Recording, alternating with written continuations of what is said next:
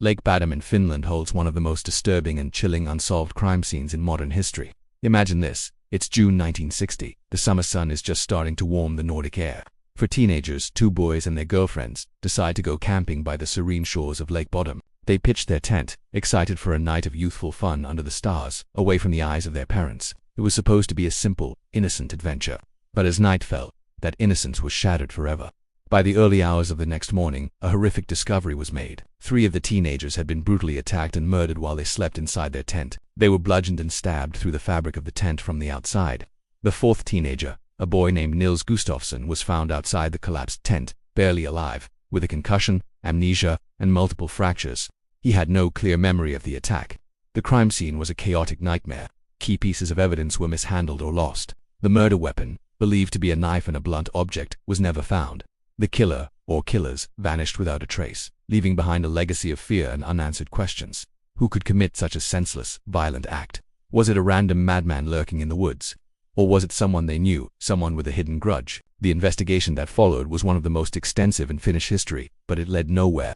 Theories swirled for decades. Was it a mysterious local man known as the Kiosk Man who reportedly hated campers and was seen near the area? He even allegedly confessed on his deathbed, but there was no concrete proof to link him to the crime. Some even pointed fingers at a KGB spy, suspecting a political motive, but that theory quickly fell apart. The lack of evidence, the confusion at the scene, and the passage of time turned the case ice cold.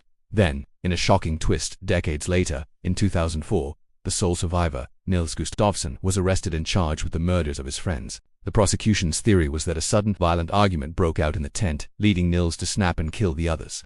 They pointed to supposed blood evidence and a new interpretation of his injuries.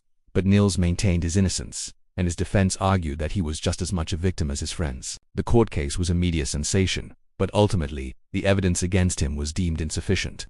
In 2005, Nils Gustafsson was acquitted of all charges. He was a free man, but the shadow of Lake Bodom would follow him forever. With the acquittal of the only suspect ever charged, the case returned to its original status, unsolved. The identity of the person who wielded the weapon that night remains a complete mystery. The motive is lost to time. And this is where the story takes an even darker turn, slipping from a true crime file into the realm of folklore and local legend. The area around Lake Bodom became infamous. Locals started whispering stories. They reported hearing disembodied screams echoing across the water late at night, a phantom replay of that terrifying morning. People walking through the surrounding woods claimed to see shadowy figures darting between the trees, always just at the edge of their vision. A pervasive, unsettling feeling of being watched became a common complaint for anyone who dared to linger near the lake after sunset. Today, Lake Bodom is still a popular recreation spot during the day, but when dusk begins to settle, a palpable chill hangs in the air. Most people pack up and leave, unwilling to test the legends. Some believe the killer, now an old man, may still live nearby, holding his dark secret.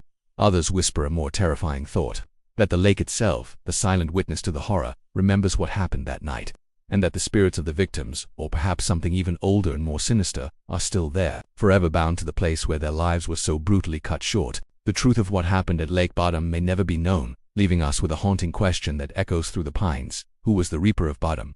Thanks for watching. If you found this story as chilling as I did, hit that like button and subscribe for more dives into the world's darkest mysteries. Stay safe out there.